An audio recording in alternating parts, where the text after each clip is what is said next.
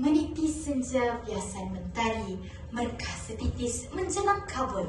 Bacalah baca setiap hari, tak akan habis ilmu dituntut.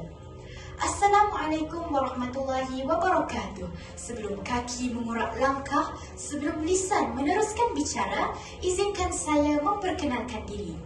Nama diberi Ain Kristina binti Ahmad Riza. Saya merupakan pelajar tingkatan 5 di SMKA Putrajaya.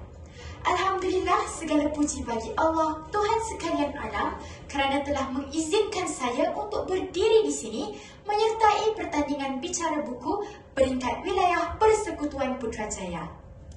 Harum sungguh bunga kemboja, bunga karangan cantik tersemat.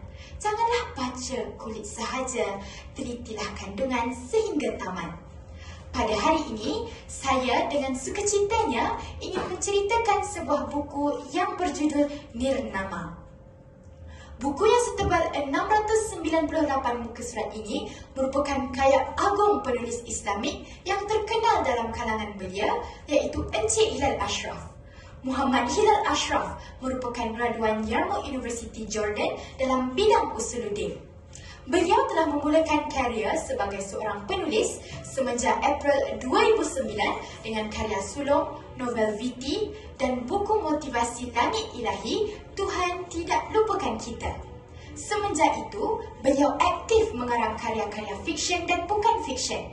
Kini, beliau telah menghasilkan lebih 40 judul karya.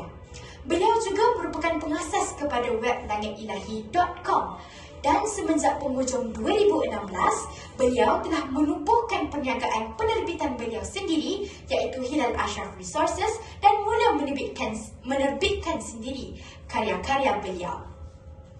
Buku Nirnama ini mengisahkan tentang seorang pendekar tanpa nama. Perjalanan kisah Nirnama bermula dengan konflik Nirnama dan Jagat Suci yang diceritakan dalam 31 bab dan diselitkan dengan hikayat-hikayat Melayu tradisional seperti Puteri Santubong dan Puteri Sejinjak serta Si Tanggang. Nirnama merupakan watak yang baik akhlaknya, mahir bersilat, kuat pegangan agamanya dan seakan manusia yang hampir sempurna. Dirinya telah dilatih adiwaja supaya berlawan bukan kerana dendam, tetapi untuk membanteras kejahatan dan kezaliman. Dalam bab pertama buku ini, Nirnama telah menumpaskan Bhagat Durjana yang boleh dikatakan sebagai pembesar jagat suci di wilayah Ujong. Kesannya, wilayah Ujong yang merupakan jajahan kerajaan pemerintahan jagat suci telah jatuh ke tangan kerajaan Semutar Putih, kerajaan yang Nirnama berpihak. Dari sini, bermulalah kisah hidup Nirnama yang mencabar dan penuh dengan aksi. Jagat suci merupakan watak yang digambarkan sebagai orang yang gila kuasa.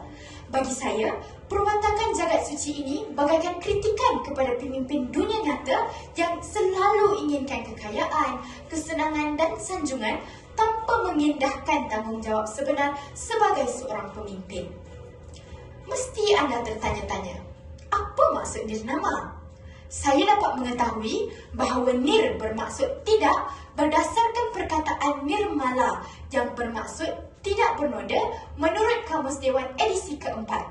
Maka jika digabungkan dengan perkataan nama, maksud Nirnama ialah tiada nama. Dalam novel ini terdapat seritan pantun yang menghiasi setiap awalan 31 bab dan syair di antara naratif.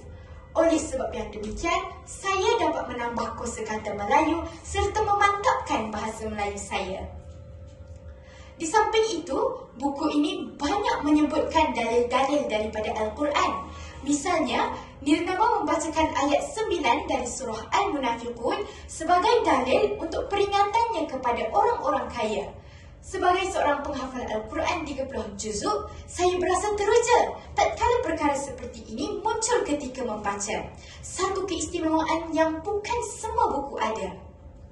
Dalam buku ini terdapat pelbagai nilai moral yang boleh dijadikan teladan. Sebagai contoh, tempat permintaan dan hajat hanyalah kepada Allah jua. Di samping itu, seorang pemimpin harus amanah dengan tanggungjawabnya agar negara stabil dan berjaya. Pada masa yang sama, nilai keberanian banyak ditunjukkan dalam buku ini. Antaranya, berani menentang raja yang zalim, berani menyuarakan pendapat dan berani menghadapi musuh walaupun dalam keadaan tidak bersedia. Jiwa pemberani dapat memperbaiki bahkan bencana. Begitulah sebahagian kata-kata Yekaterina Agung yang merupakan Maharani Rusia dari 1762 sehingga 1796. Secara tuntasnya, buku Nirnama ini mempunyai banyak keistimewaan dan pengajaran yang mampu kita hayati dan nikmati kisahnya. Saya pasti buku seperti ini mampu untuk melonjakkan penulisan tempatan ke peringkat seterusnya. Sebelum saya mengundur diri, izinkan saya membaca pantun dari petikan buku Nirnama. Hanya ini tanam tanaman, ke barat juga akan condongnya. Dunia ini pinjam-pinjaman, akhirat juga akan sudahnya. Sekian, wabillahi taufiq wal hidayah. Assalamualaikum warahmatullahi wabarakatuh.